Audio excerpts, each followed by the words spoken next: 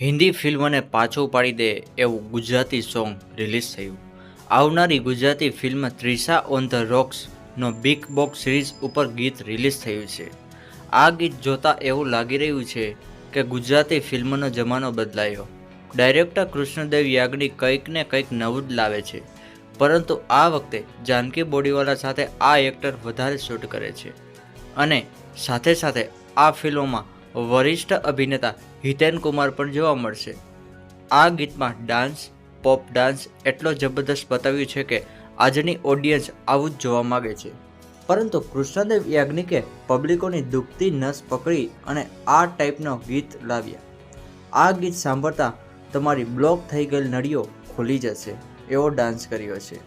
જો તમે આખું આવું ગીત જોવા માગતા હો તો યુટ્યુબ ઉપર બિગ બોક્સ સિરીઝ નામની યુટ્યુબ ચેનલ છે, તેની પર આવી ગયું છે અને આ ફિલ્મમાં કંઈક નવું જોવા મળશે જે અત્યાર સુધીમાં ક્યારેય કલ્પના ન કરી હોય.